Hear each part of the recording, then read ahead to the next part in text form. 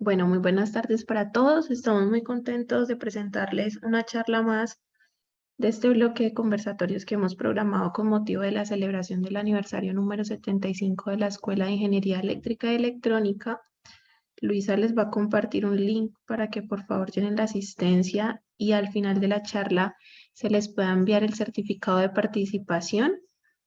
Eh, entonces, sin más preámbulos, les damos la bienvenida a la charla Desafíos de la generación eléctrica convencional en sistemas con alta penetración de FNCER. Eh, para hablar de este tema nos acompaña el profesor Carlos Lozano. El profesor Carlos es ingeniero electricista con un doctorado en ingeniería eléctrica y electrónica y actualmente es profesor titular de nuestra escuela y es director del grupo de investigación GRALTA. Como ya en conferencias pasadas hemos presentado algunos grupos de nuestra escuela, hoy es el turno del grupo Gralta. Entonces, antes de iniciar, les voy a proyectar un video en el que el profesor y también director del grupo, Guillermo Aponte, habla sobre los proyectos que se están haciendo desde el grupo de investigación. Entonces, voy a compartir pantalla.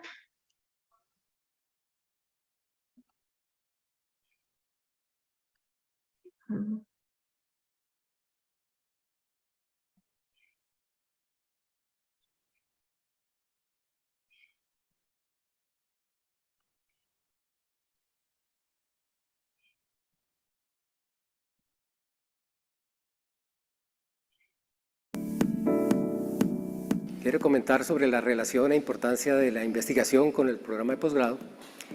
La escuela hoy en día tiene un buen número de grupos de investigación reconocidos y clasificados en categorías altas por Colciencias, y estos grupos son los encargados de recibir a los estudiantes de posgrado, de maestría, de doctorado y eventualmente también de pregrado, para que desarrollen sus proyectos de investigación en los grupos, en las temáticas que estos grupos desarrollan o en las fortalezas que estos grupos tienen. En el caso del grupo nuestro, pues contamos con 9 profesores, 8 de ellos con doctorado y 1 con maestría, desarrollando actualmente su doctorado. Y tenemos ya casi 30 años de habernos consolidado, de habernos creado, y vamos consolidándonos, desarrollando proyectos, generalmente con el sector productivo, o sea, atendiendo problemas que la industria eléctrica local y nacional tiene, y con base en esos problemas se van desarrollando proyectos donde se vinculan los estudiantes de doctorado. Es importante que estos grupos existan porque pues, realmente son los nichos donde los estudiantes de maestría y doctorado hacen sus proyectos, tienen las posibilidades de desarrollar proyectos. Y actualmente el grupo nuestro se creó alrededor de este laboratorio donde estamos, que es el laboratorio de alta tensión, y estamos en desarrollo de un proyecto con el cual se espera contar con unos laboratorios de apoyo al sector eléctrico nacional, y la fase que estamos desarrollando actualmente es la de un laboratorio de alta corriente. Esperamos a fin de año contar con unos equipos que nos permitan tener una fuente de alta corriente de unos 60.000 amperes a 1000 voltios para hacer las pruebas de equipos como tableros, conectores, transformadores por el lado de baja tensión, y terminado este proyecto, buscar la posibilidad de conseguir recursos para otras etapas, ¿cierto? Y otros laboratorios como de alta potencia, laboratorios relacionados con Smart Grid, con medición inteligente, etcétera, otra cantidad de temas que sabemos que el sector eléctrico necesita para que se pueda certificar la calidad de los productos que se producen en el país y así acceder a mercados internacionales, y también para verificar la calidad de los productos que llegan al país, que los reglamentos exigen que se hagan verificaciones y pruebas, pero muchas veces no se pueden hacer, no hay dónde hacerlas, entonces los equipos se tienen que recibir sin ese tipo de verificación. Entonces, eso es lo que comento sobre la importancia de estos grupos, digamos, con el programa de posgrado, tanto en maestría como en doctorado.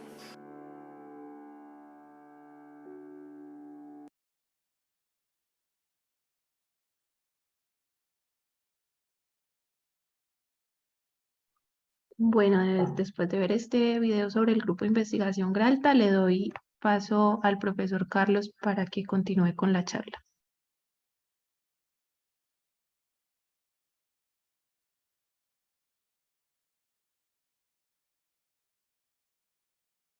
Bueno, muy buenas tardes para todas y todos los que están conectados en este momento a esta charla. Quisiera confirmar que me están escuchando.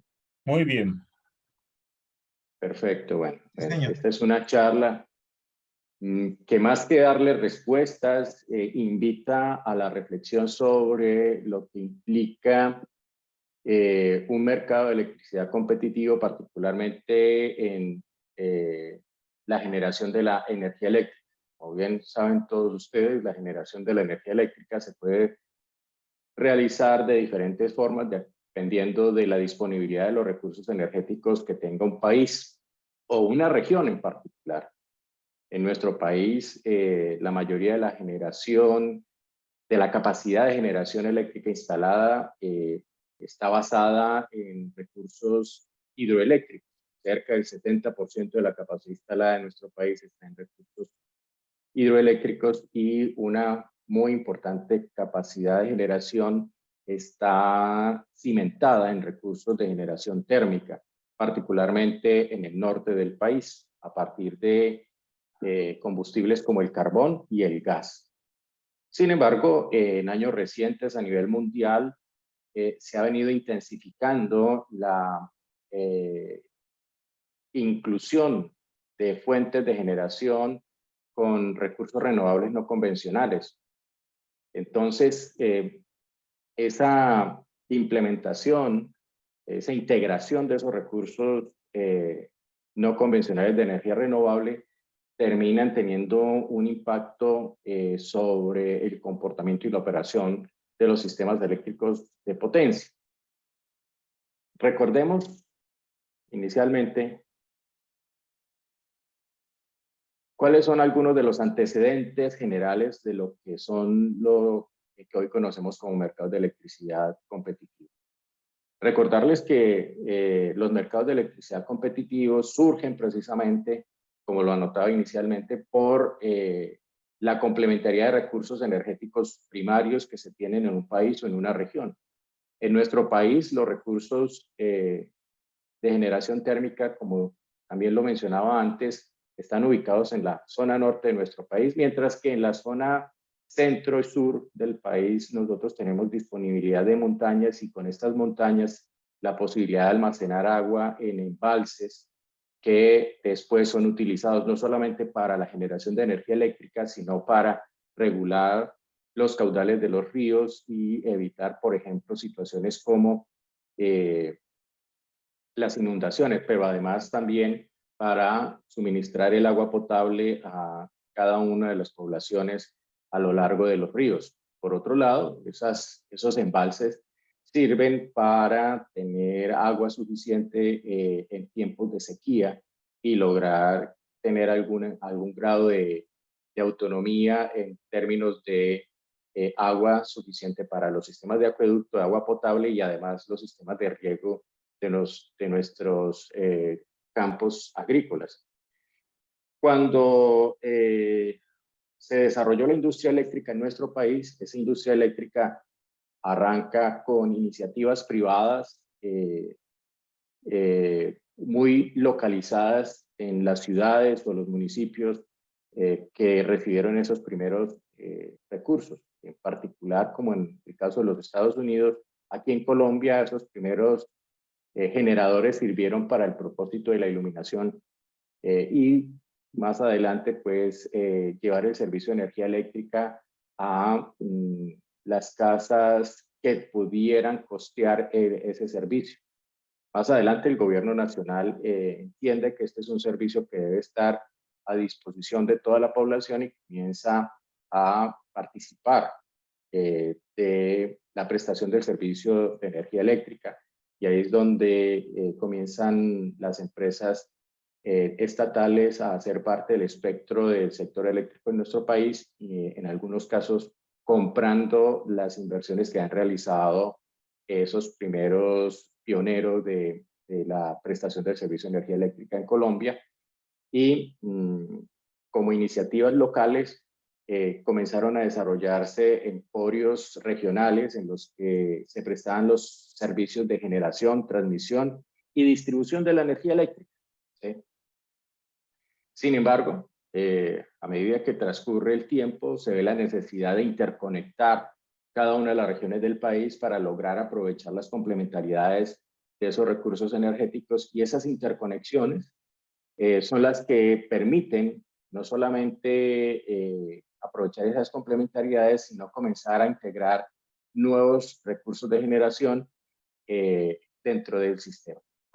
Sin embargo, esas interconexiones también permiten que se desarrolle el mercado de electricidad mayorista, donde se remueve el carácter monopólico de las empresas que están integradas verticalmente a nivel regional por un sistema en el cual los generadores, las empresas de transmisión, las empresas de distribución y un nuevo actor, que es la comercialización, entran a jugar un papel importante en la prestación del servicio de energía eléctrica. Ahora, ¿por qué muchos países han decidido desregular y estimular la competencia en el sector eléctrico? Porque antes de que se presente este proceso de regulatorio, se evidenciaban ineficiencias en la prestación de servicio de energía eléctrica por parte de las empresas que estaban verticalmente integradas y que además poseían, perdón, poseían monopolios en las regiones. Entonces, en este caso, una de las cosas que se quería superar con la aparición de los mercados de electricidad competitivo era precisamente superar esas ineficiencias en la prestación del servicio, no solamente en términos de la calidad de la señal de voltaje, sino también en la continuidad en la prestación del servicio. Por otro lado, era evidente en su momento que había una incapacidad para satisfacer la demanda futura de energía eléctrica en las condiciones que siempre se espera, que sean condiciones de calidad, seguridad, confiabilidad y además eficiencia económica, traducido en bajos costos. Los objetivos entonces de un mercado de electricidad competitivo, entre otras cosas, es estimular la competencia en todos los niveles del sector eléctrico y mejorar la eficiencia en todas las áreas de negocio. Es por esa razón que aparecen esas 4 áreas de negocio muy definidas, muy claramente establecidas: la generación, la transmisión, la distribución y finalmente la comercialización. Dadas las características del sector eléctrico antes de que apareciera el proceso regulatorio en nuestro país por allá, por el año 1994, e incluso un poco antes, porque las empresas del sector eléctrico comenzaron a prepararse para ese cambio desde mucho antes, pues entonces a algunas empresas se les permitió tener 2 actividades de negocio que debían ser financieramente independientes. Podemos tener generación, comercialización y distribución, comercialización. Por eso hay empresas de generación que atienden mercados de comercialización y lo mismo sucede con la distribución. En el caso de la transmisión, que se desarrolla a niveles de voltaje por encima de los 220 kilovolts, sí se definió como una actividad que no tiene activos en ninguna otra de las áreas de negocio del sector eléctrico. No está las empresas de transmisión ni tienen control sobre la generación, ni tienen control sobre la distribución, ni mucho menos sobre la comercialización de la energía eléctrica. Se encargan exclusivamente de proveer un servicio de transporte de la energía eléctrica desde los lugares de producción, es decir, desde las plantas de generación, hasta las fronteras comerciales establecidas por los comercializadores en cada una de sus áreas o zonas de servicio. Por otro lado, otro objetivo del mercado de electricidad competitivo es desarrollar nuevos servicios y productos derivados de la prestación del servicio de energía eléctrica. Ya las empresas que tienen una experticia en la prestación del servicio de energía eléctrica comienzan a explorar otras oportunidades de negocio, incluyendo hasta las comunicaciones. Por eso hoy día vemos que muchas empresas, más allá del servicio de energía eléctrica, están ofreciendo servicios de acceso a Internet, incluso la posibilidad de administrar y gestionar la domótica de edificios, etc. También un objetivo de los mercados de electricidad competitivo está en el mejoramiento de la calidad de la prestación del servicio en términos de disponibilidad y cobertura. Es decir, que nosotros mejoremos la confiabilidad del suministro de energía eléctrica traducido en la continuidad del servicio y, por supuesto, además que haya una mayor cantidad de gente con acceso al servicio de energía eléctrica. Quizás muchos de los jóvenes que pueden estar viendo esta charla el día de hoy no se imaginan la vida sin electricidad. Quizás algunos han ido de paseo al sector rural y se encuentren alguna zona sin electricidad, pero eso es muy contado hoy día.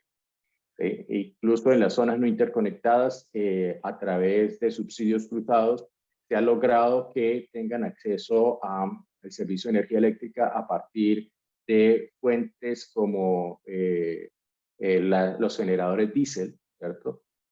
O incluso con la llegada de las tecnologías de energía renovable no convencional a partir de paneles solares e incluso algunos aerogeneradores. Pero en el pasado, antes del proceso regulatorio, había muchas zonas del país que no tenía cobertura del servicio de energía eléctrica. Y por otro lado, el mercado de electricidad competitivo establece una oportunidad para que los usuarios seleccionen su proveedor de servicio, particularmente aquellos que se denominan usuarios o clientes no regulados. Sin embargo, hoy día que existe la posibilidad de la demanda agregada, ¿sí?, nosotros podríamos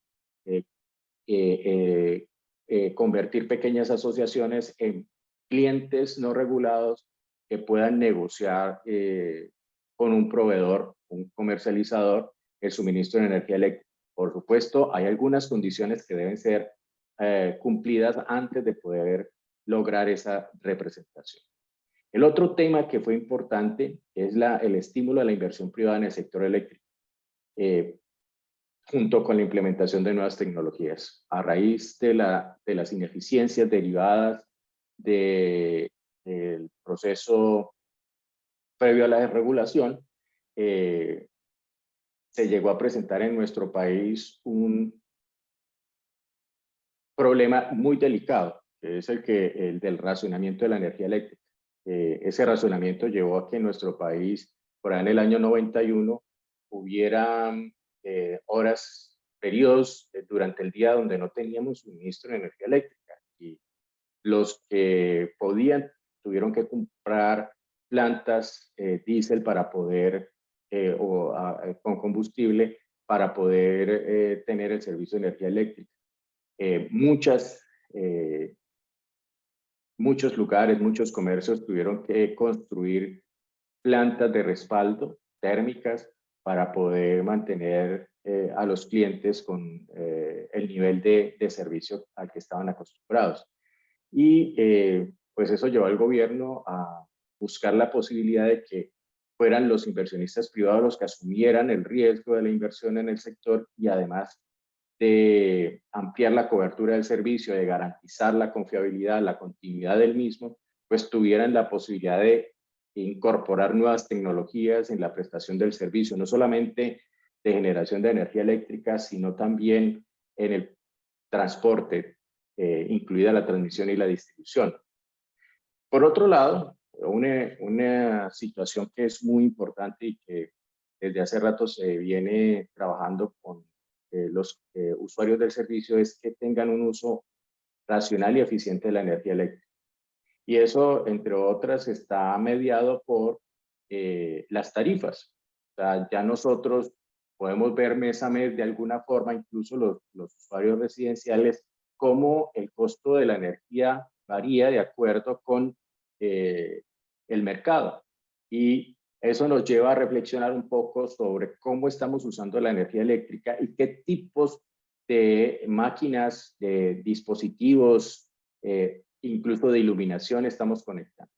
Al final, el mercado de electricidad competitivo tiene como propósito reducir los costos en las tarifas de la electricidad a los usuarios finales, como producto de la competencia, no solamente en generación, sino en la comercialización de la energía. Y que eso, por supuesto, redunda en un beneficio para los usuarios finales. Ahora, esos mercados de electricidad no están exentos de dificultades. Existen fallas en el diseño del mercado de electricidad en situaciones en las cuales tienen que responder a las fluctuaciones de los precios de la energía, las cuales varían por hora, por día, por estación. Ustedes me preguntarán, ¿cómo así estación? En Colombia no hay estaciones. Pues no hay estaciones, pero nosotros lo clasificamos en épocas de lluvia y épocas secas. Por lo tanto, de alguna forma el comportamiento de los clientes, del usuario del servicio de energía eléctrica cambia dependiendo de esos elementos. Si nosotros estamos en una hora del día, o estamos en un día de la semana, o en un día festivo, o en un día de fin de semana, el comportamiento, el perfil con el que los usuarios usan la energía eléctrica es distinto. Por otro lado, también hay una incertidumbre asociada al costo de combustible o incluso a la disposición del recurso energético. Es evidente, por ejemplo, que combustibles como los derivados del petróleo, el gas, etcétera, cambian de acuerdo con los precios internacionales. Y no solamente con los precios internacionales del combustible, sino también ustedes hoy día pueden notar la preocupación que hay con las tasas de cambio, porque eso al final incide en el costo de generación térmica. Y esa generación térmica, de alguna forma, puede incidir en los precios de la electricidad, tanto en contratos como en la bolsa de energía.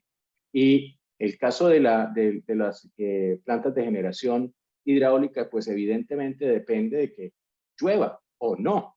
¿Sí? Cuando tenemos, como en este caso, épocas de lluvias, o lo que en algunos, dependiendo del fenómeno, se denomina ahora fenómeno de la Niña, pues nosotros tenemos abundancia de agua, abundancia de lluvia, lo que significa que los ríos que alimentan los embalses pues llegan cargados y por supuesto los niveles de esos embalses aumentan. Sin embargo, también hay años en los que hay fenómeno del Niño que implica unas altas niveles de uso del agua y por lo tanto reducción de esos niveles de los embalses, lo que se traduce en un cambio en los precios de la generación hidráulica. De otra manera, también está lo relacionado con la capacidad de los usuarios para tomar potencia de la red sin tener un contrato. Es decir, nosotros no podemos anticipar cómo un usuario va a usar la energía eléctrica ni cuándo la va a usar. Aún si nosotros tenemos un contrato con un cliente, ese cliente puede consumir más o menos de lo que nosotros hemos estimado y por lo tanto eso tiene un impacto sobre la operación integrada de los recursos que nosotros estamos despachando hora a hora en tiempo real.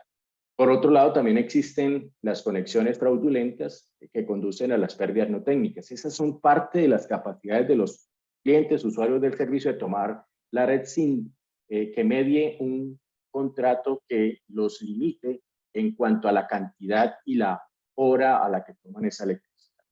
Por otro lado, existen restricciones asociadas al transporte de la energía eléctrica en condiciones de calidad.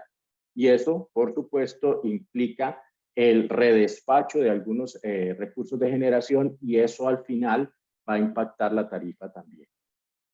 El otro elemento que es importante cuando se diseñan mercados de electricidad tiene que ver con el acceso a la información de la operación de ese mercado de electricidad. Pero no es solamente tener acceso a la información, sino que esta información sea de fácil interpretación por parte de los usuarios, porque al final esos usuarios tendrán que tomar una decisión sobre la manera como están usando la electricidad y si tienen la posibilidad de modificar sus patrones de consumo, pues cómo esos patrones de consumo van a impactar el costo de la tarifa o el costo de la factura que ellos van a pagar mensual o trimestral o en el periodo que se tenga. Entonces eso también es algo muy importante. En nuestro país, XM suministra una cantidad enorme de información en su plataforma, información que está disponible para todos, incluyendo a los usuarios que no tienen conocimiento de lo que eso significa. Por otro lado, también XM provee información privilegiada para los participantes del mercado, los que están registrados en una plataforma adicional. Sin embargo, con solo la información general, nosotros podemos tener acceso a cómo varía el precio de la electricidad en contratos, cómo varía el precio de la electricidad en la bolsa de energía, cuáles son las restricciones que se han presentado, cuáles son los niveles de los embalses, el nivel, la cantidad de agua que está llegando a los embalses. Toda esa información está disponible en la plataforma de XISE. Por otro lado, también es necesario entender que existen retrasos en el desarrollo e implementación de nuevas tecnologías de generación de energía eléctrica, porque la implementación de esas tecnologías toma tiempo, no solamente para construir las plantas, sino para tomar la decisión de construcción de las mismas. Cuando un gobierno elabora compromisos internacionales, por ejemplo, en reducción de gases de efecto invernadero, eso implica para el gobierno establecer algún tipo de reglamentación que estimule la diversificación de la matriz energética, es decir, la integración de fuentes de energía renovable. Y en ese sentido, pues eso toma tiempos que a veces retrasan el aprovechamiento de esas nuevas tecnologías. Respecto de las expectativas con los mercados de electricidad, pues nuevamente tiene que ver con que se haga un uso más eficiente de la infraestructura del sector eléctrico, desde la generación hasta la distribución de la misma, el aseguramiento de la capacidad energética para satisfacer las necesidades de los usuarios en cualquier instante, en cualquier momento, a través de los años. Nadie quiere ir a el interruptor en su casa, pulsar el interruptor y encontrarse que no hay luz o no hay energía eléctrica en el toma. Es más, hoy día, cuando estamos en nuestros hogares y se nos va la electricidad, no solamente se va la electricidad, sino que se va también el internet, por ejemplo. Ojalá que en este momento no se vaya a ir la electricidad, porque eso suspendería esta charla, por ejemplo. Entonces, cosas de esas hacen que nosotros estemos cada vez más conectados, más dependientes de el suministro de energía eléctrica. Y no solamente se debe proveer energía eléctrica basada en un promedio, sino incluso para aquellos periodos de tiempo en los cuales hay demandas máximas.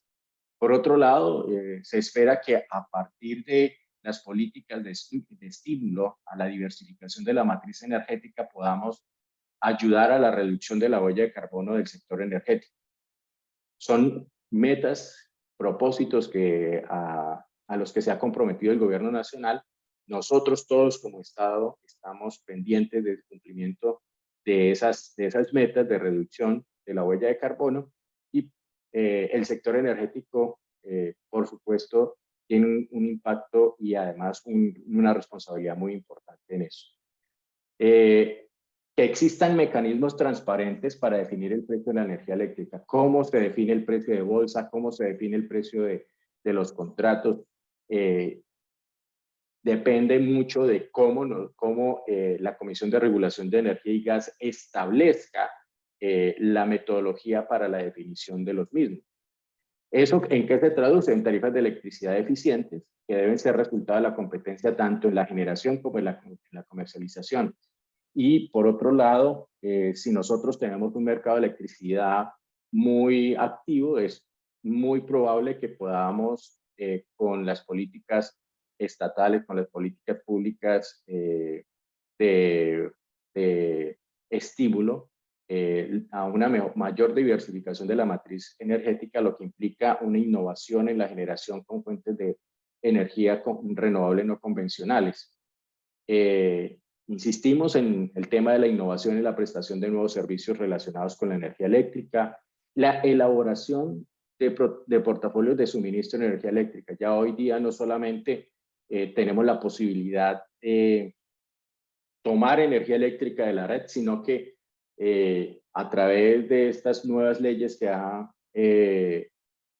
expedido el Congreso de la República a partir de las iniciativas del gobierno nacional o incluso iniciativas de los mismos representantes en el Senado y la Cámara, pues tenemos la posibilidad de tener cogeneración, autogeneración y programas de respuesta de la demanda. Todo esto implica que tenemos una posibilidad de interactuar con el mercado de electricidad.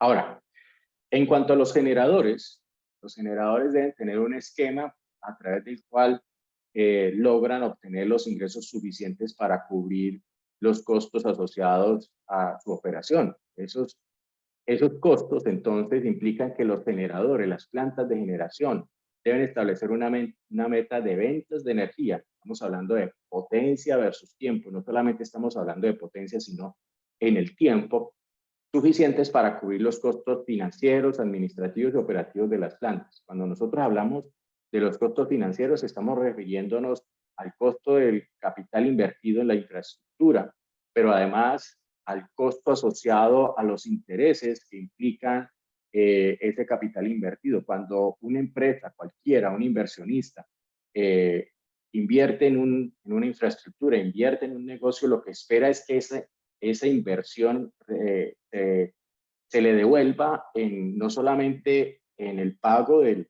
capital invertido, sino además en una rentabilidad de ese dinero invertido. Entonces, las ventas de energía de esa planta tienen que cubrir esos costos asociados al costo de capital. Los costos administrativos que están relacionados con la gestión de la empresa. Los costos operativos que pueden estar relacionados incluso con el mantenimiento de la planta, con el costo de combustible, con la operación en general, que incluye hasta los servicios auxiliares. Todo eso debe estar incluido en una fórmula de costos totales.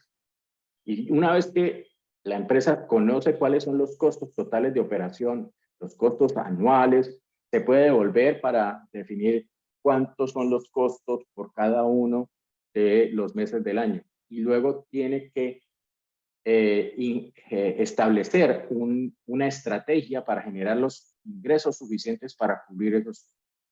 Entonces, cuando la empresa tiene eso, lo que debe es calcular los costos nivelados de energía, que básicamente establecen cuál es la cantidad de energía que debe vender la empresa para tener suficientes ingresos que permitan cubrir los costos asociados. Y allí entonces pueden aparecer ingresos originados por ventas en contratos de largo plazo. En Colombia existen diferentes tipos de contratos. Si uno se va a la reglamentación, uno encuentra contratos por disponibilidad, contratos asociados a pague lo demandado, pague lo despachado, etc. Y hay diferentes esquemas que lo que hacen es garantizarle un flujo de caja. Por supuesto, una empresa puede decir, yo no quiero vender mi capacidad en contratos de largo plazo, no quiero comprometerme en el largo plazo porque los contratos de largo plazo me implican un compromiso de suministrar una cantidad de energía eléctrica a un precio fijo, por decirlo de alguna forma. ¿Sí? Entonces, esa empresa puede decidir, no, yo voy a vender todo en la bolsa de energía. Sin embargo, las ventas en mercados de bolsa son fluctuantes e inciertas. Nosotros no podemos tener seguridad de despacho porque si el precio al que se oferta la capacidad de una planta es muy alto, es posible que no sea escogida para salir en el programa de despacho y por lo tanto no vende su electricidad. ¿Sí?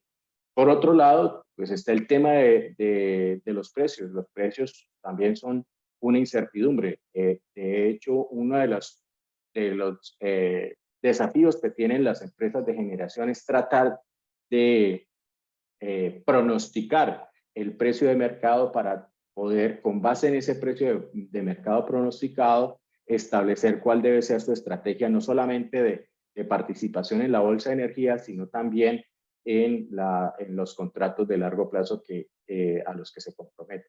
Ahora, ¿de qué depende ese precio de bolsa? Pues depende de muchas condiciones. Insistimos, otra vez depende del momento en el cual se realice el despacho, si es durante los periodos de demanda mínima, demanda media, demanda máxima.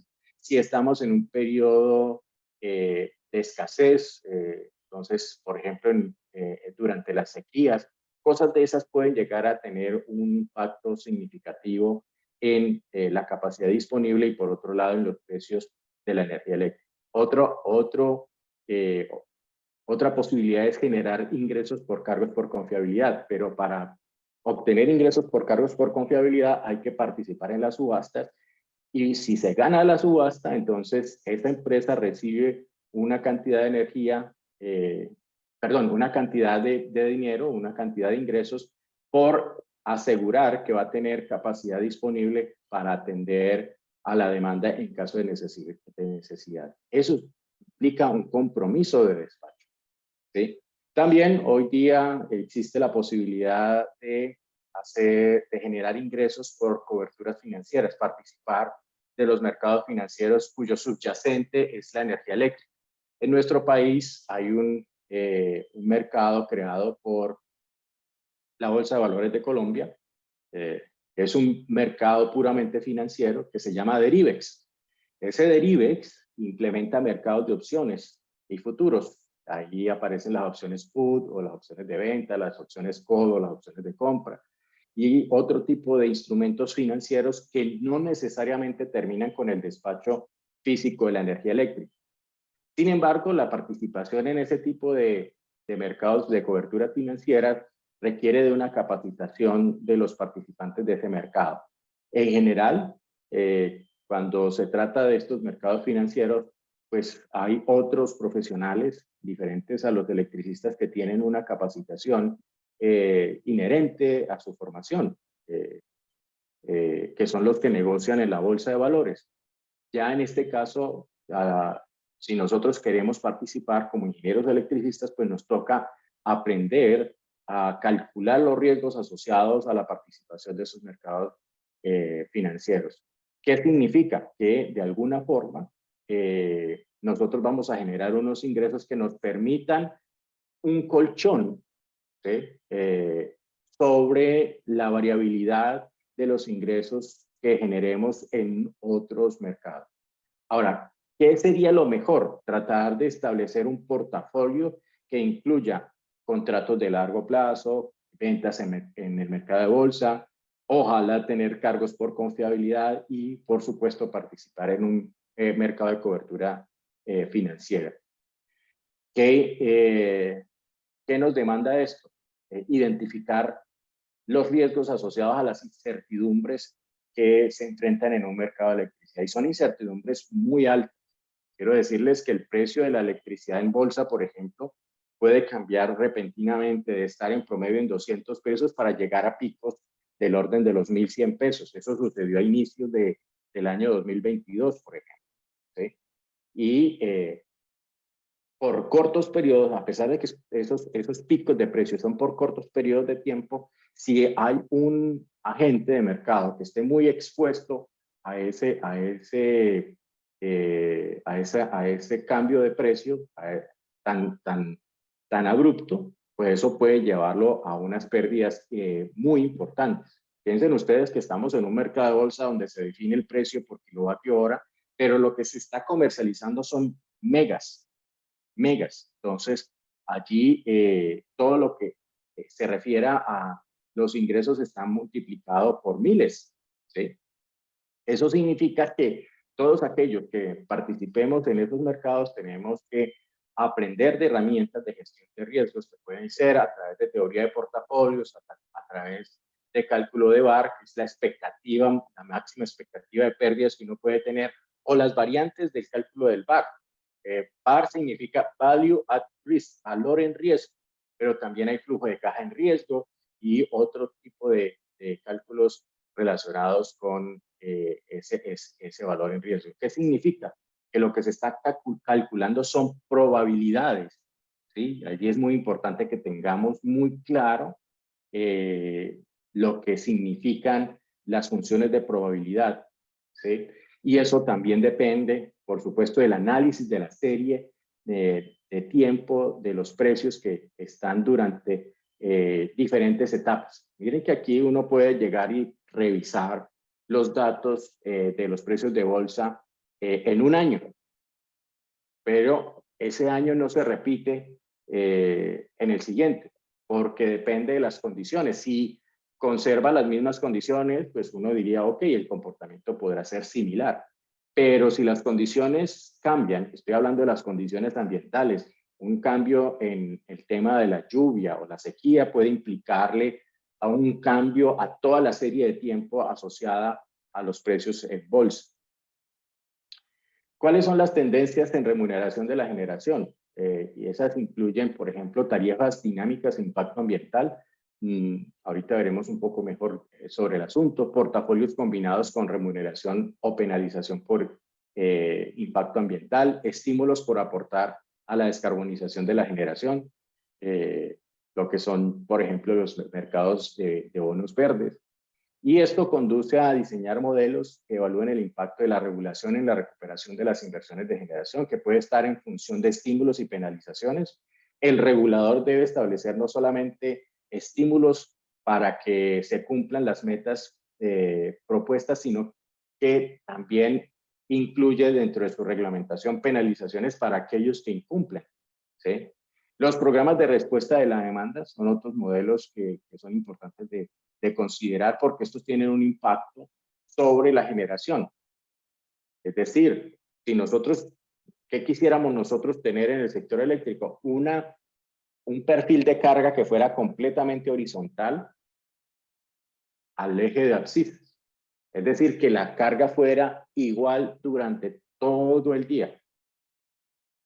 ¿Por qué? Porque eso nos permitiría planear mejor la red. Pero eso no sucede. Y no sucede por la naturaleza misma del comportamiento de la sociedad. Nosotros tenemos que en la madrugada, desde las 00 horas hasta las 3, 4 de la mañana, nosotros tenemos un periodo de tiempo donde la demanda es mínima.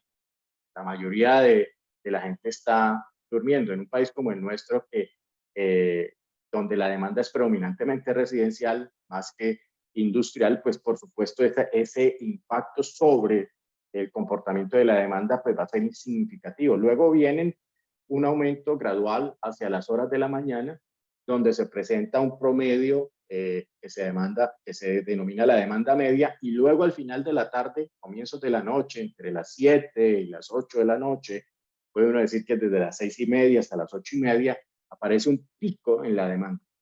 ¿Sí? Esas son las franjas horarias que uno puede identificar en la curva de carga, en los perfiles de carga. Entonces, ese es un comportamiento que es difícil de modificar porque es parte del comportamiento natural de las personas. Y los programas de respuesta de la demanda lo que implican es la posibilidad de que los usuarios o clientes del servicio puedan modificar esos patrones de consumo, pero también que tengan las razones, las señales para que quieran modificar su perfil de demanda. Y de eso es que se trata. La inclusión de fuentes de generación no convencionales, que implica la diversificación de la matriz energética, por supuesto. Eso implica que a los inversionistas que decidan participar de ese negocio, pues se les garantice unos ingresos suficientes para recuperar la inversión que realizan, o que les generen menos costos asociados a sus impuestos. Entonces aparecen pues todas esas políticas de exención, todas esas políticas de garantías tributarias que al final hacen que esas nuevas tecnologías, la implementación de esas nuevas tecnologías se vuelva una realidad. Confiabilidad de suministro, por supuesto, nosotros siempre queremos que haya una garantía en la continuidad del suministro. Sin embargo, cuando nosotros hablamos de esto, pues tenemos que hablar de que tenemos fuentes de generación convencional que pueden controlar cuál es la cantidad de potencia que están inyectando hora a hora, pero existen otras fuentes como las no convencionales, particularmente la solar y la eólica, que tienen una característica inherente que es su intermitencia. Nosotros no podemos controlar cuánta potencia vamos a estar inyectando en cada hora del día. ¿Por qué? Porque si estamos hablando de una granja solar o un parque eólico, pues en el tema de la granja solar dependerá de la radiación solar, y la radiación solar dependerá, entre otros factores, del nivel de nubosidad.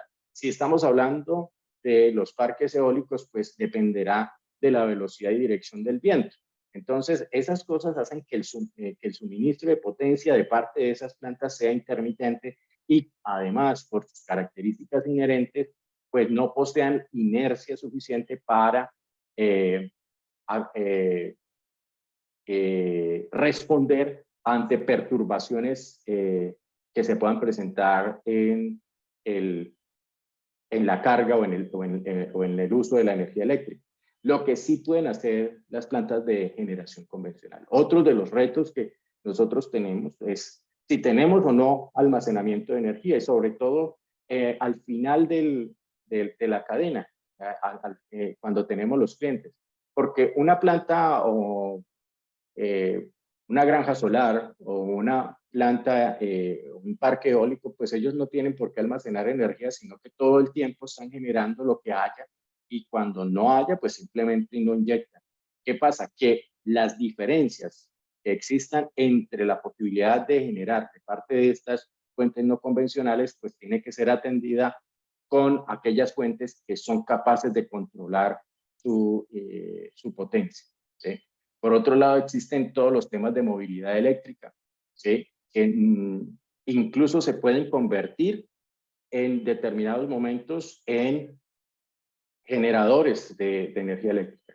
Pueden cargar sus baterías, por ejemplo, durante la noche o durante la madrugada, que la energía eléctrica es más barata, y pueden conectarse, en caso de los clientes residenciales con acceso a vehículos eléctricos, para suministrar energía eléctrica en los periodos de máxima demanda. Esa es una posibilidad que se ha explorado en los diferentes modelos. El mismo esquema de planificación de la expansión de la infraestructura de transmisión y distribución de energía eléctrica implica unos desafíos en la recuperación de la inversión en el mediano y largo plazo. ¿Qué significa? Una empresa de distribución, un operador de red invierte en su infraestructura para garantizar el suministro de energía eléctrica en condiciones de calidad, confiabilidad, seguridad. Y de repente uno de los clientes decide que se va a conectar a la infraestructura de distribución solo cuando no puede o no tiene suficiente autogeneración o cogeneración. Entonces, ¿qué pasa? Ese cliente va a decir, yo voy a pagar parcialmente o no voy a pagar por la infraestructura de distribución, pero el operador de red dice, yo tengo mi infraestructura disponible y necesito recuperar la inversión. Entonces, de alguna manera, la reglamentación debe permitirme a mí recuperar los costos de la inversión independientemente de que la infraestructura se use o no. Esa es una discusión que es muy importante. ¿Por qué? Porque al final esa discusión va a impactar la tarifa de la energía eléctrica al cliente final. Temas como las tarifas dinámicas asociadas a los impactos ambientales pueden llegar a ser un elemento fundamental. Uno, cuando habla de tarifas finales de la electricidad, la que paga el cliente, debe entender lo siguiente. Las tarifas finales de la electricidad buscan garantizar que el costo marginal de la generación de electricidad coincide con el valor marginal de la demanda. Explicado de otra manera, que el costo adicional, el costo de generar un kilovatio o un megavatio de energía eléctrica deba coincidir con la disposición del cliente para pagar por eso. Es una percepción de valor. Y ahí es donde aparece el famoso equilibrio de oferta y demanda. Allí donde se cruza el costo marginal con el costo marginal con el valor marginal de la demanda, entonces nosotros encontramos el valor de mercado de ese bien, producto o servicio que nosotros estamos comercializando. Entonces, siempre lo que se busca es que allí haya una respuesta de ambos lados. En energía eléctrica lo que sucede es que la demanda tiende a comportarse como inflexible, es decir, independientemente del costo de la energía eléctrica, nosotros seguimos utilizando la misma cantidad de energía eléctrica. Piensen en lo que viene sucediendo recientemente en nuestro país. ¿sí? Hay una discusión enorme por la intervención que está teniendo que hacer el gobierno nacional en el cálculo de la tarifa de energía eléctrica, ¿sí? ¿Por qué? Porque la gente comenzó a sentir que su factura de energía eléctrica comenzó a subir, a subir, a subir. ¿Y por qué comenzó a subir, a subir, a subir la energía eléctrica? Por muchas razones, ¿sí? Por muchas razones. Ahorita sería un poco difícil y quizás lo podamos abrir para discusión, decir por qué razón se sube el precio de la energía eléctrica. Pero recuerden que el precio de la energía eléctrica muchas veces está ligado a la evolución de los precios de los contratos de largo plazo. En nuestro país, el largo plazo casi que son contratos máximo de 2 años, no son en horizontes de tiempo muy largos. Pero ningún agente de mercado quiere comprometerse en el largo plazo porque hay muchísimas variables de incertidumbre. Piensen ustedes en lo que está sucediendo en este momento con las tasas representativas de mercado, con el valor del dólar, ¿sí? El hecho de que el dólar cambie a valores tan altos, pues para los que reciben dólares eso está muy bueno, pero para los que tienen deudas en dólares, que pueden ser muchas de las compañías que participan en el sector eléctrico, pues eso significa que sus deudas en pesos han subido de manera sustancial. Y como ya hemos advertido, los generadores tienen que garantizar ingresos suficientes para cubrir sus costos, pues por supuesto la única manera es que el precio de lo que venden, que en este caso es energía eléctrica, suba, ¿sí? Entonces fíjense que solo por ese factor, sin incluir otros elementos, inciden en la definición del costo de generación. ¿Qué pasó? Entonces la gente se vuelve sensible al tema de la subida de la tarifa de electricidad, pero nadie piensa en disminuir su consumo de electricidad. Toda la gente comienza a pensar en intervenir el mercado, ¿sí? Para obligar al mercado a reducir la tarifa de la energía eléctrica. Algunos pueden decir, lo que pasa es que los generadores vienen abusando de su participación en el mercado. Esa discusión podríamos tenerla y podríamos llegar a conclusiones, ¿sí? Pero es parte de la discusión, ¿cierto? Es parte de la reflexión que todos tendríamos que hacer. Importante entender que si la demanda fuera flexible, una de las primeras consecuencias de la subida de la tarifa de la electricidad debiera ser la reducción de la demanda. Sin embargo, como somos inflexibles, seguimos consumiendo la misma cantidad e incluso más energía eléctrica de la que nosotros acostumbramos. Ahora, en muchos mercados, hoy día, por los compromisos ambientales que han firmado los gobiernos, han considerado y están incluyendo externalidades negativas de la generación en la definición de las tarifas minoristas. ¿Qué significa? Que en el diseño de las tarifas minoristas de tiempo de uso o de franja horaria se consideran las políticas climáticas y la consideración de las políticas climáticas se traduce en penalización. En ese sentido, se han elaborado modelos de equilibrio dinámico de este tipo de mercados y estos conducen a un aumento de las estructuras de tarifas, un aumento de la respuesta de la demanda o desplazamiento de carga, ¿sí? Porque ya los clientes se vuelven flexibles, entienden que tienen que modificar sus patrones de consumo, un aumento de la renta del productor que implica que el generador, ya sea de generación convencional o no convencional, pues termina aumentando sus ingresos, una disminución de la renta del consumidor, es decir, de los beneficios del cliente final, y esto se traduce en una reducción del bienestar general, del bienestar social general. Eso significa que la implementación de tarifas que incluyan costos ambientales pueden implicar un deterioro de los beneficios económicos para el consumidor y para el bienestar general. Por lo tanto, con el fin de mejorar la viabilidad de la transición hacia un mercado de electricidad bajo en carbono, el costo de cumplir con los objetivos climáticos tendrá que ser significativamente reducido. Por lo tanto, hay un campo de trabajo muy importante para asegurar que cuando nosotros estemos construyendo esas políticas, cuando estemos acordando las reglamentaciones respecto de cómo se debe incluir las penalizaciones por impacto ambiental, pues estemos todos presentes. Por otro lado, los generadores tienen que comenzar a elaborar portafolios de generación que consideren tanto la incertidumbre como las políticas climáticas acordadas en cada país. ¿Eso qué significa? Diseñar modelos de planificación de la generación que sea capaz de cuantificar las emisiones de carbono asociadas a sistemas donde la matriz energética incluya la penetración de renovables intermitentes. ¿Eso qué puede significar para nosotros? Y la inclusión dentro del módulo de planificación de lo que es la inclusión de renovables, como una especie de expectativa de acuerdo con lo que tenemos, con una simulación Monte Carlo de la operación del sistema.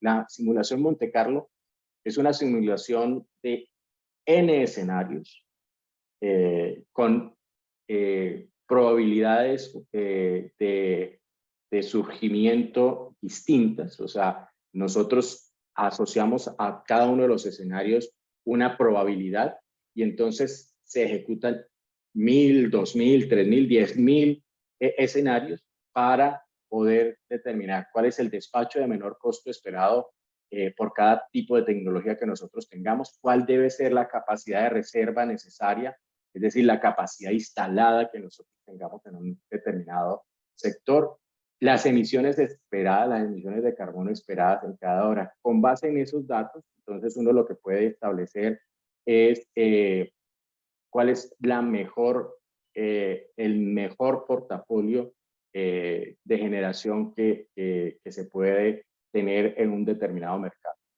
En este caso, uno puede evaluar otros elementos, por ejemplo, como el máximo de expectativa de pérdida de carga en un determinado periodo de tiempo. Uno de los modelos que se consultaron en esta investigación es que hubiera un día de pérdida de carga en 10 años, es decir, de indisponibilidad del servicio.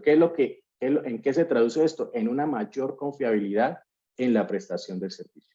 Y en el estudio se incluyeron plantas eólicas, termosolares centralizadas, fotovoltaicas sobre tejados, por ejemplo, sobre grandes superficies, así como las plantas hidroeléctricas, geotérmicas y de gas natural. Es decir, que la matriz energética incluía todos los tipos de plantas que nosotros nos podamos imaginar. Los portafolios producidos por estos modelos aprovecharon la agregación de generadores variables en diferentes ubicaciones geográficas, la incorporación de pronósticos meteorológicos y pronósticos de carga, los cuales, por supuesto, tienen probabilidades asociadas. Eso nos lleva a considerar portafolios que puedan aportar a la descarbonización del mercado de electricidad. Y recuerden que el tema de descarbonización va ligado a la implementación de energías renovables, ¿sí? Lo que al final se debe traducir en una reducción de las emisiones de gases de efecto invernadero.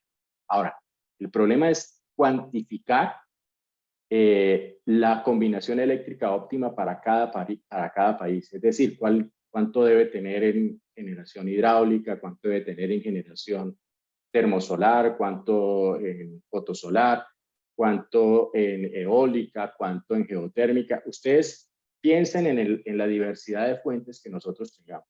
Recuerden además que esto está ligado a cuáles son las disponibilidades de los recursos energéticos. No es lo mismo el viento en la ciudad de Cali que el viento en La Guajira o el viento en el Huila, ¿sí? O la radiación solar. Entonces nosotros, dependiendo de la disponibilidad del recurso, del acceso que tengamos al recurso, nosotros tenemos que definir cuáles son las combinaciones que podríamos incluir dentro del estudio y con base en eso establecer cuáles son las expectativas que nosotros debiéramos tener. De hecho, la UCME ha realizado este tipo de estudios en nuestro país, incluyendo fundamentalmente generación eólica y generación solar. Eso es lo que ha llevado a producir estos documentos COMPES, que lo que hacen es dar una señal económica hacia dónde debemos impulsar los proyectos. Ustedes saben que en este momento tenemos un documento COMPES que hace unas señales sobre inversión de generación eólica offshore, fuera de la costa, particularmente en la costa Caribe, para aprovechar la generación eólica en el Mar Caribe y reducir la dependencia que se tiene de la generación térmica. Eso podría al final traducirse ¿en qué? En una reducción del uso de la generación térmica en la costa Caribe y con una reducción de la generación térmica, una reducción de las tarifas de la energía eléctrica. Eso, sin embargo, no es una tarea sencilla, es una tarea que debe incluir el uso de herramientas avanzadas de analítica y de informática. En el caso de España, desarrollaron una metodología basada en inteligencia artificial cuyo objetivo fue la descarbonización a largo plazo del mercado eléctrico español. De hecho, hay una plataforma disponible en la web en la que uno podría hacer algún tipo de estudio con lo que nosotros tenemos. De hecho, en este momento estoy en la universidad buscando usar esa herramienta para ver cómo nos va en nuestro país. Eso uno lo puede hacer por regiones o lo puede hacer por el país completo. ¿Qué ha demostrado la metodología? Una efectividad interesante para encontrar la combinación eléctrica óptima cumpliendo objetivos como 100% de cobertura de la demanda y al mismo tiempo minimizar el costo y los costos de la energía eléctrica. Es decir, no solamente se trata de tener una combinación de recursos de generación en el sector, sino que además podamos atender la demanda y hacerlo a mínimo costo y garantizando la continuidad del servicio. Eso significa que existen barreras significativas para lograr una combinación eléctrica 100% renovable. ¿Por qué?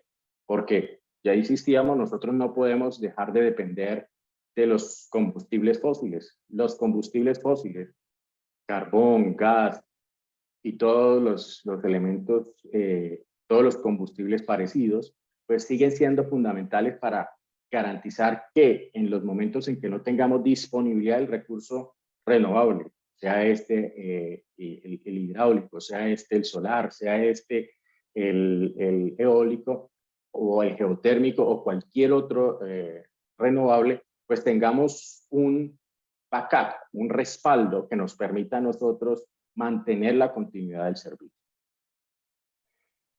Ahora, cuando se establecen diferentes reglamentaciones, esas reglamentaciones finalmente tienen un impacto sobre las decisiones de inversión en la generación. Y eso implica que los generadores tienen que comenzar a establecer nuevos enfoques para la planificación de su expansión. Recuerden que uno de los temas más importantes en la literatura científica, la literatura de ingeniería, tiene que ver con el problema de planeación de la expansión de la generación, o GEP, Generation Expansion Planning. ¿Sí? ¿Qué es lo que establece o qué es lo que incluye un GEP? Tiene que incluir cuáles son las tecnologías de generación a utilizar, el tamaño de cada una de las unidades o plantas, la ubicación y el tiempo de entrada en operación de esas plantas. Esos tres objetivos, esos tres elementos son importantes a la hora de definir un plan de expansión de la generación. Normalmente, en nuestro país, la UPME, la Unidad de Planeación Minera Energética, establece unos planes indicativos y en esos planes indicativos le da señales a los inversionistas dónde se necesita la nueva generación, dónde existen restricciones, ¿sí? Y dónde existen fuentes de energía primaria. Y con base en eso, los inversionistas comienzan a analizar las posibilidades de invertir. Cuando un inversionista, por ejemplo, decide invertir en una planta de generación térmica a carbón, lo primero que tiene que pensar es, bueno, ¿dónde la voy a ubicar? ¿En esa ubicación hay disponibilidad de carbón o hay disponibilidad de gas ¿Cuál es el recurso energético que está disponible? ¿Cuánto me costaría llevarlo hasta la planta? ¿Cuánto me cuesta garantizar inventario suficiente para cubrir las necesidades de la planta? Todo eso hace parte de los estudios financieros para poder garantizar o para poder analizar la viabilidad de un proyecto. De tal manera que la capacidad total del sistema satisfaga la demanda de electricidad pronosticada con un nivel específico de confiabilidad o criterio de bienestar social o una compensación de la inversión aceptable entre múltiples objetivos. El otro tema es la incorporación de la incertidumbre en la planificación. La incertidumbre está asociada a factores como la demanda, el precio spot, los precios de los contratos, los cambios regulatorios, el precio del combustible, las hidrologías, las cuales pueden afectar seriamente las decisiones de inversión. Entonces, para evaluar el impacto de las regulaciones en las decisiones de inversión, se han usado esquemas híbridos basados en teoría de juegos y programación dinámica, con demandas y precios aleatorios para estudiar los impactos de las intervenciones regulatorias en la dinámica de inversión de generación de energía. En este caso se han utilizado cadenas de Markov que lo que hacen es modelar la demanda eléctrica y el crecimiento de los precios de combustible, el aumento en los costos o en los precios de combustible. Y esto asociado a las estrategias de inversión de los diferentes actores que participan en un sector, establecen un problema de optimización. En este caso, el ingreso del inversionista se calcula a partir del modelamiento de las interacciones estratégicas entre todos los actores del mercado, del mercado de energía al contado, es decir, del mercado físico de energía eléctrica. En esa parte se utiliza teoría de juegos no cooperativos, donde el objetivo es la maximización de la rentabilidad del negocio. Eso implica que se analice el comportamiento estratégico de las inversiones de cada uno de los participantes para diferentes intervenciones regulatorias o valores alternativos de crecimiento de la demanda o cualquier otro parámetro. Y el esquema general que se utiliza es la tecnología de la generación, el tamaño de la unidad, lo que ya mencionábamos como parámetros de entrada. Por otro lado, nosotros analizamos las incertidumbres asociadas al comportamiento estratégico que son modeladas a través de cadenas de Markov. Y la teoría de juegos interviene allí para utilizar esas incertidumbres, utilizar como datos de ingreso la intervención regulatoria que incluye el tema de impuestos, los pagos por capacidad o confiabilidad. También se deben considerar el precio del combustible, el crecimiento de la demanda, lo que al final se traduce en una serie de incertidumbres que, utilizando este modelo, permite elaborar un plan de expansión de la generación en términos de tipos de tecnología y tiempos de entrada en operación de los mismos. Esos son diferentes elementos que al final terminan siendo evaluados. El otro tema tiene que ver con el impacto que tienen los programas de respuesta de la demanda, que son parte de la iniciativa de las redes inteligentes. En este caso, nosotros evidentemente tenemos que entender que los programas de respuesta de la demanda en redes inteligentes son una oportunidad para mejorar la eficiencia de las redes, y en este caso los modelos de optimización incluyen costos ajustados de acuerdo con franjas horarias, con precios en tiempo real, con precios para demandas críticas o máximas, y otra posibilidad es simplemente decidir que la tarifa sigue siendo la misma. Los resultados demuestran que la adopción de programas de respuesta a la demanda pueden reducir costos totales y estimular un uso más eficiente de la energía, lo que implica una optimización en el ajuste de la demanda. Otra conclusión importante es que la integración de fuentes de generación proveniente de renovables intermitentes pueden impactar positivamente los programas de respuesta de la demanda. Finalmente, digamos que tenemos unas conclusiones que son simplemente un abrebocas para cualquier tipo de reflexión. Entre ellas, que el mercado competitivo de generación de energía eléctrica enfrenta desafíos relacionados con las estructuras y regulaciones del mercado en términos de estímulos y penalizaciones, las cuales pueden impactar sus estados financieros y sus planes de expansión. Si nosotros vemos, por ejemplo, un esquema de exención de impuestos a las fuentes no convencionales de energía renovable, las plantas convencionales pueden ver eso como una penalización. No es una penalización directa, pero sí es una penalización indirecta, porque las plantas convencionales pueden tener que enfrentar inversiones sin ese tipo de estímulos. Y eso, en economía, dejar de ganar significa perder. Entonces, eso podría ser interpretado en el modelo financiero como una penalización. Las políticas ambientales, que deben ser acatadas por los diferentes países de acuerdo con los compromisos asumidos, pueden tener un impacto importante en los costos de las plantas de generación convencional. Los subsidios a las tecnologías de generación renovable no convencional se pueden convertir, ya lo decíamos, en penalizaciones para las plantas. Se requieren nuevos modelos de mercados de generación que consideren las incertidumbres asociadas a las externalidades, a subsidios y penalizaciones, además de las incertidumbres que ya se conocen, que dependen de la demanda, del comportamiento de la demanda y de la operación de los mercados de bolsa. Las decisiones de inversión en un ambiente competitivo son complejas y se deben desarrollar herramientas tecnológicas apropiadas que permitan tomar decisiones informadas, incluyendo todos estos conceptos de ingeniería financiera que son vitales. O sea, cada uno de nosotros debe aprender a manejar la expectativa de pérdida con una determinada probabilidad que puede tener el negocio de energía eléctrica, y para eso se pueden utilizar diferentes tipos de cálculos.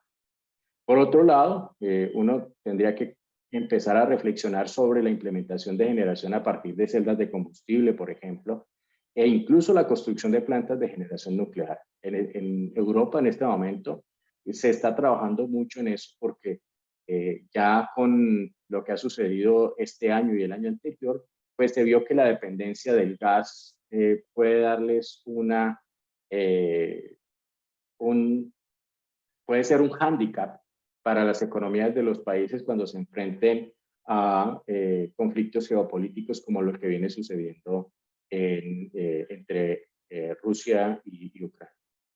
Fundamentalmente eso era lo que quería compartirles como una especie de reflexión sobre lo que implica para el negocio de generación convencional la penetración de fuentes no convencionales de energía renovable en términos financieros.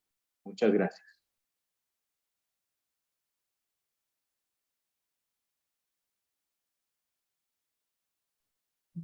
Buenas preguntas.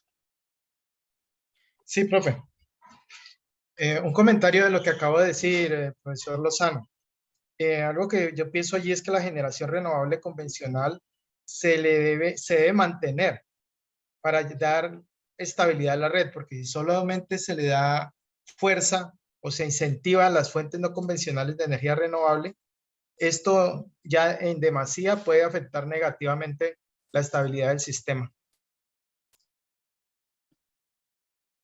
Sí, sí, claro. Nuevamente el tema de la estabilidad es fundamental, la seguridad de la red, el poder controlar cuánta potencia se está inyectando en cada momento, y además el tema de la inercia, cuál va a ser el comportamiento de ese sistema de generación con una muy importante cantidad de generación no convencional renovable, porque pues carecen de las inercias naturales que sí tienen las plantas de generación convencional. Entonces allí es importante tener en cuenta cómo implementar esas estrategias para garantizar el funcionamiento de ese sistema de generación ante lo que eventualmente se puede presentar.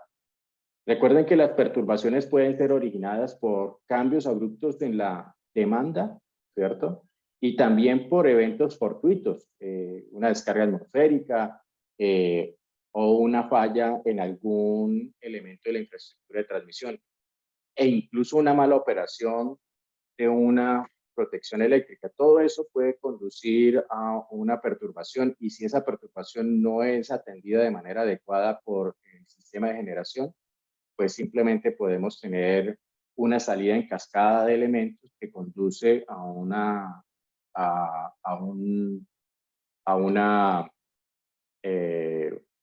interrupción del servicio. Profe, otra cosita, usted comentó algo sobre cómo se maneja el mercado aquí en Colombia. ¿Usted considera que eso es ideal o comparado, digamos, con Estados Unidos, Europa, otros países, cómo lo ve? La estructura del mercado nuestro es una estructura que sigue un modelo que ya ha sido modificado varias veces en el Reino Unido. Lo que pasa es que, digamos, las características del mercado nuestro son particulares. Nosotros, insisto, tenemos una predominancia de capacidad instalada hidráulica y eso nos hace diferentes del mercado, por ejemplo, inglés, que fue el que sirvió de referencia para todos los cambios en nuestro país. Un mercado que puede ser parecido es el mercado escandinavo, que tiene también una buena cantidad de generación hidráulica. Y ellos han venido cambiando algunos elementos. Sin embargo, en Colombia también se vienen introduciendo nuevos esquemas. Por ejemplo, en este momento está en estudio la implementación de mercados intradiarios. Y eso lo que permite es que los generadores puedan, casi que en tiempo real, digamos, modificar sus ofertas de disponibilidad de capacidad para atender las desviaciones que se puedan presentar en el balance de potencia, generación, demanda. Entonces sí, hay claramente posibilidades para implementar nuevos esquemas, nuevos tipos de subastas. Nosotros hemos empleado subastas muy interesantes, tipos de subastas muy interesantes para la asignación de cargos por confiabilidad. En el caso del mercado de bolsa, seguimos utilizando el modelo original, que es una subasta de precio uniforme. ¿Sí? Pero sí, hay quizás, o sea, decir que es ideal, no hay ningún mercado ideal en ninguna parte del mundo. En los Estados Unidos, cada estado ha decidido implementar diferentes esquemas, bueno, algunos parecidos a otros. Hay estados en los Estados Unidos, recuerden que Estados Unidos es un estado federado, en los que han mantenido un sistema regulado con franquicias de suministro. Entonces, empresas verticalmente integradas todavía entregando energía eléctrica a clientes cautivos. ¿Por qué? Porque en algunos estados como en California o en otros, se ha visto que los precios de la electricidad han subido de manera significativa, impactando a los clientes finales, y eso pues digamos que algunos estados son más conservadores y no quieren que sus clientes estén expuestos a los riesgos asociados a los cambios en los costos de la energía eléctrica. En Europa incluso en este momento se está analizando la intervención del mercado de electricidad europeo. Estamos hablando de todo el mercado de electricidad europeo. ¿Por qué? Porque en el año 2021 teníamos precios de más o menos de 85 euros por megavatio hora. ¿Sí? Ese era el promedio del costo de la energía eléctrica. Y hoy día, recientes fluctuaciones han llegado hasta los 1.000 euros por megavatio hora. Miren ustedes la variación tan grande que ha existido. Y todavía no ha llegado el invierno, o está llegando en este momento el invierno con el problema originado, el problema geopolítico originado por la guerra Rusia-Ucrania, que ha llevado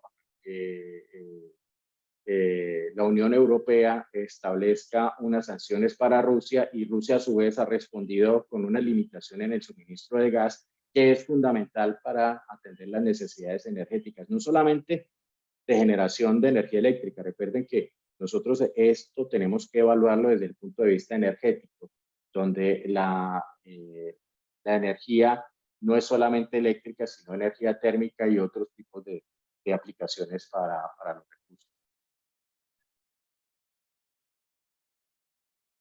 Muchas gracias, profe. Hola, buenas tardes, doctor Carlos. ¿Me escuchas? Yuri, ¿cómo estás? Sí, te Bien. escucho. No, muy interesante los planteamientos que has hecho.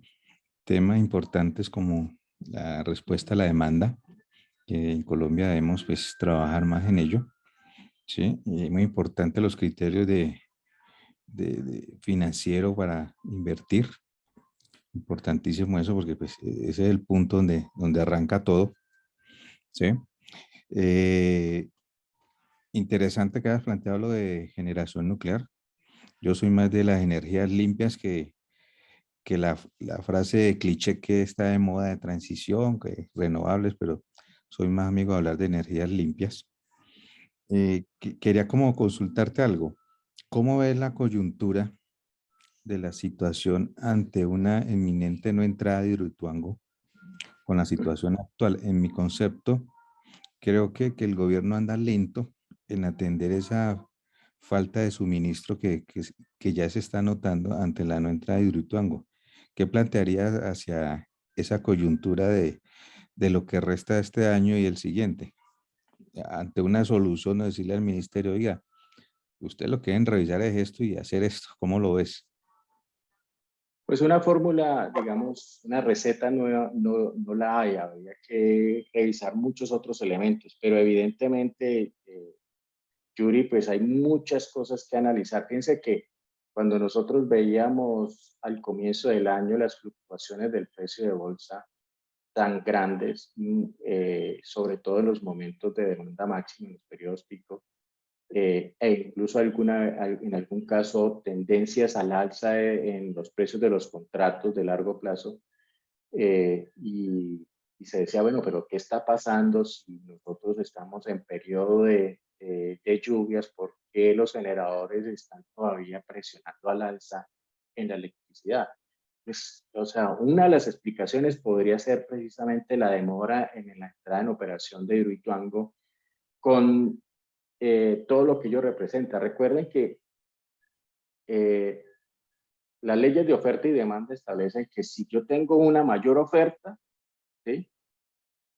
En este caso una mayor capacidad instalada, ¿sí? Y en este caso de generación hidráulica, que es mucho más económica que la térmica, eso implica que voy a tener una menor probabilidad de uso de generación térmica, que será más costosa que la generación hidráulica. Cada mes, cada eh, momento que demore la entrada en operación de Hidroituango significará una presión al alza de la generación. Sencillamente porque, por supuesto, hay una reducción en la capacidad de generación disponible, ¿sí? Las noticias que estamos recibiendo de que la, eh, la planta de Hidroituango va a demorarse 8 semanas más, creo que es lo que están diciendo. O sea, estamos hablando de que la expectativa era que entrara en operación en noviembre 30. 8 semanas más implica que entrará en operación en el 2023. Y todavía no hay certeza de que puedan entrar en operación. Entonces, eso lo que vamos a notar es que hay una mayor presión. Pero también hay que revisar qué otros proyectos, además del de Hidroituango, que no van a ser tan importantes, pueden entrar en operación durante este periodo de tiempo.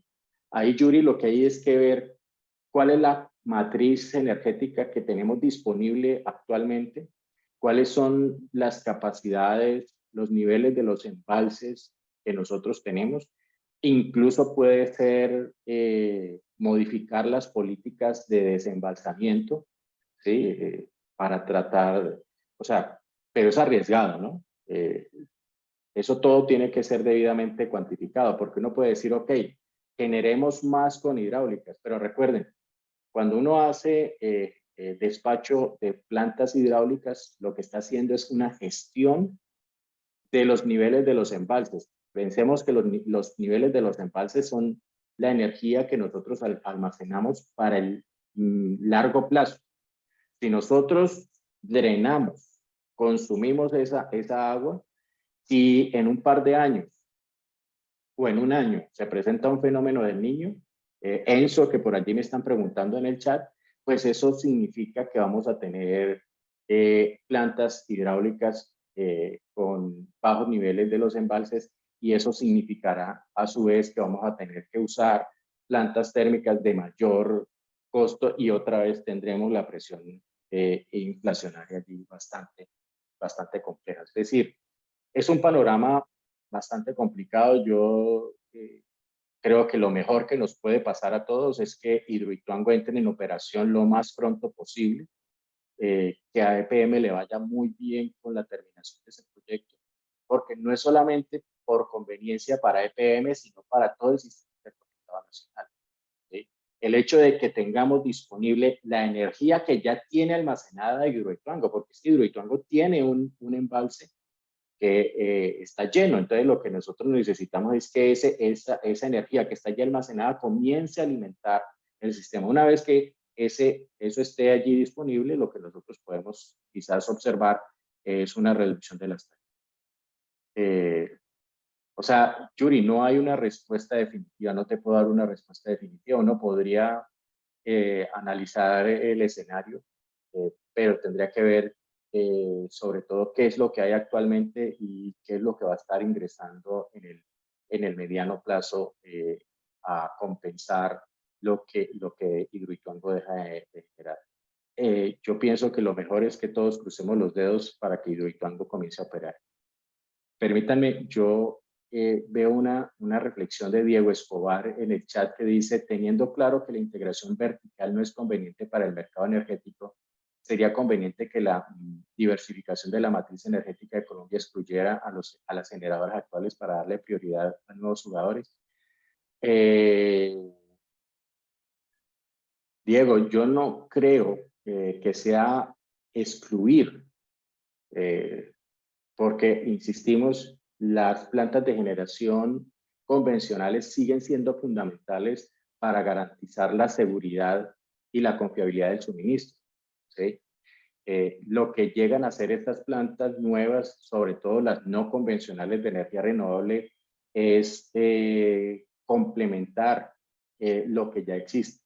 Es más, yo pensaría que hacia el futuro no podemos eliminar las fuentes convencionales. Yuri acaba de mencionar algo muy importante, un concepto que es el de energías limpias. Y eso es muy importante cuando nosotros reflexionemos sobre la capacidad de generación instalada. ¿Por qué? Porque va a permitirnos a nosotros tener mayor claridad de cuál debe ser los planes de expansión de la generación. Yo había hablado con Yuri respecto del tema de las plantas de generación nuclear. En Europa en este momento, ustedes saben que en Europa hubo durante un periodo de tiempo importante, en Alemania en particular, una presión para desconectar las plantas nucleares. Hoy día, ¿sí? Alemania está reconsiderando su decisión de la desconexión de las plantas nucleares, porque son arriesgadas, por supuesto, desde el punto de vista de seguridad en el proceso de fisión, ¿sí? Que eso es lo que nosotros tenemos hoy día. Pero si uno excluye el tema de la contaminación, ¿sí? Y la puede controlar, uno podría pensar que sigue siendo viable. Y si además desarrolla mejor las tecnologías de fusión nuclear, pues seguramente modificar esas antiguas plantas para tener estas nuevas quizás puede ser la salida a la encrucijada en la que se encuentran con la dependencia de combustibles como el gas o como otros recursos térmicos fósiles como el carbón, e incluso la dependencia hidrológica, porque el problema de la dependencia hidrológica está relacionada con la disponibilidad de esos recursos. Por allí Jorge Botero también plantea la siguiente: profe, ¿de qué forma podríamos garantizar la respuesta ante perturbaciones de la red a pesar de la baja inercia eléctrica que tienen las fuentes no convencionales? Hoy día se han desarrollado esquemas basados en electrónica de potencia que crean una especie de pseudo sistema inercial. También se pueden colocar máquinas de generación sincrónica. Hay diferentes esquemas que uno podría colocar en paralelo con las fuentes no convencionales de energía renovable. De todas maneras, ese aspecto de la inercia sigue siendo clave para garantizar la estabilidad transitoria del sistema, es decir, garantizar la frecuencia. La segunda pregunta que hace allí mismo en ese chat es, Jorge dice, bueno, ¿y cómo enfrentar un panorama de generación de fuente no convencional de energía renovable ante ENSO? Pues fíjese que lo que hace la fuente no convencional de energía renovable, y estamos hablando en particular de la solar y eólica, es que no dependen del ENSO. O sea, recuerden que el ENSO está relacionado, ENSO es el fenómeno del niño o de niña, para los que de pronto no estén familiarizados con el término, ¿sí? Entonces, simplemente allí lo que nosotros creamos con las fuentes no convencionales es una especie de independencia de ese tipo de generación. Es como lo que estamos haciendo con la instalación de paneles solares en algunos usuarios residenciales, sin necesidad de almacenamiento de energía. Y es que utilizamos los paneles solares durante el día, ¿sí? Utilizamos la energía eléctrica, lo que hace es reducir el uso de la energía eléctrica durante el día a partir del sistema interconectado y utilizar la generación convencional en la noche, pues por mencionarlo de alguna forma. Entonces digamos que eso podría dar una respuesta más o menos sobre el asunto. Esas son las preguntas que yo estaba leyendo en el chat.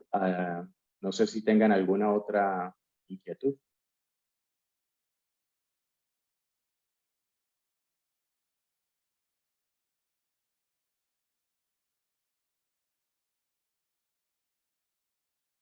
No parece nada. Sí, no parece nada. Entonces, allí Luisa Se encarga les de... está recordando que el video queda en la página de Facebook de la Escuela de Ingeniería Eléctrica y Electrónica, y les recuerda además llenar el formulario de asistencia para hacerles llegar el certificado correspondiente. Luisa, cierre, por favor. Bueno, profesor, muchas gracias por esta interesante charla y a todos los asistentes por acompañarnos. Recuerden que vamos a seguir teniendo charlas todos los miércoles en conmemoración de los 75 años de la escuela. Es importante que rellenen el formulario porque por ahí les vamos a estar informando la hora y la charla que vamos a tener, ¿vale? Muchísimas gracias a todos por asistir y que tengan una buena noche. Buenas noches.